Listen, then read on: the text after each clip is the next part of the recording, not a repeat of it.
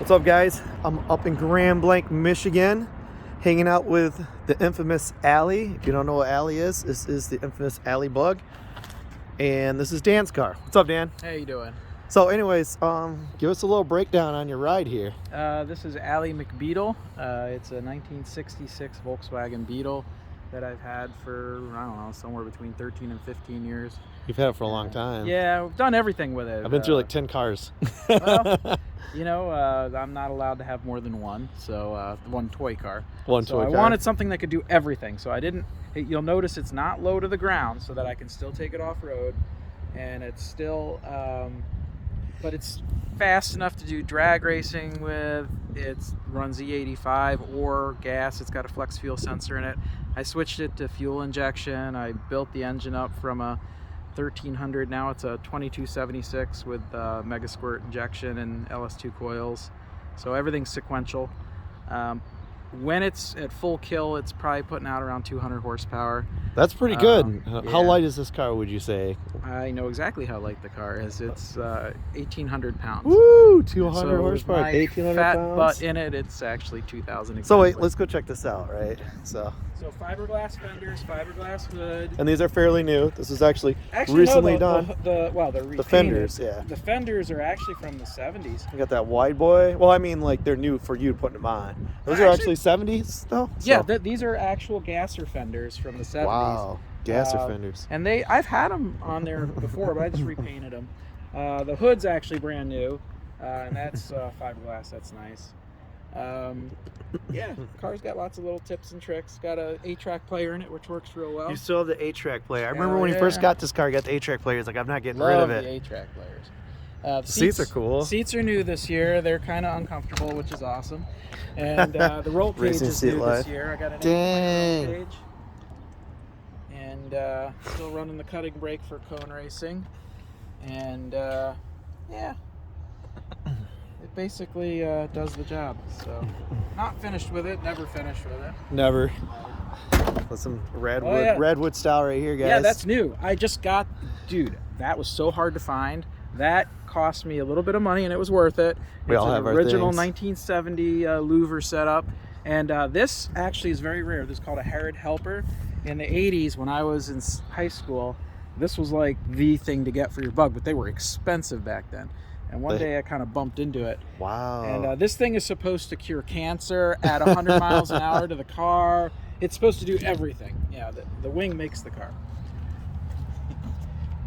Yeah, the engine is built with the short block is built by Norris Racing over in Waterford. He does really good work. The rest of the engine I did, so that's usually where most of the problems begin. But it's right. You know, it's got anything engine that I touch is like a nightmare. That's why I got like turnkey Arc 7. Yeah, well, it's been a lot of work to get this thing to work, and it's still kind of a work in progress. But it's getting there. When it's on point, it scoots pretty good. That's awesome. Yeah, when it's not on point, it drives like a bug. It drives like a bug. So you'll notice the exhaust tips. It's got 2 of them because you need 2. So one of them is a straight pipe, basically, and I got an electric motor in the back that it's an exhaust cutout, and it's actually remote control, so I can go between the exhaust cutout and then the muffler. So it sounds like a regular Bug when you're just driving around, and then you open it up and you crack it. It's got a nice sound to it. oh, sweet. So in case you guys don't know, so Dan is the person who actually got me into cars. Legitly got me into cars. I went to him to paint my dad's bumper on his Eagle Talon, and he taught me how to up the boost. Next thing I know, I'm joining clubs. Next thing you know, I'm buying cars. So so I have you to thank for that mess over there and all the other mess and the show. So this is the guy. This is the guy who got me into this all, and this is the reason where we're at now. Gotta have fun with cars. Yeah.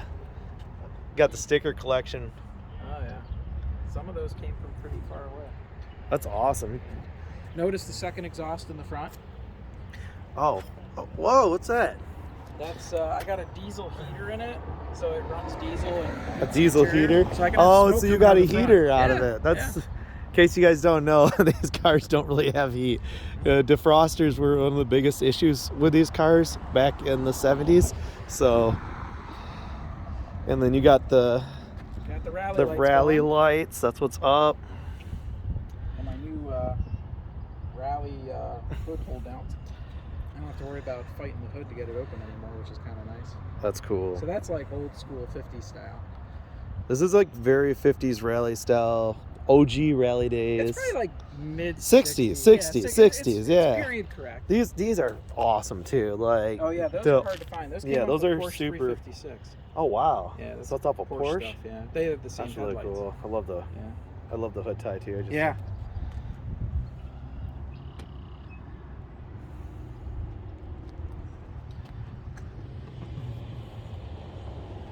Yep.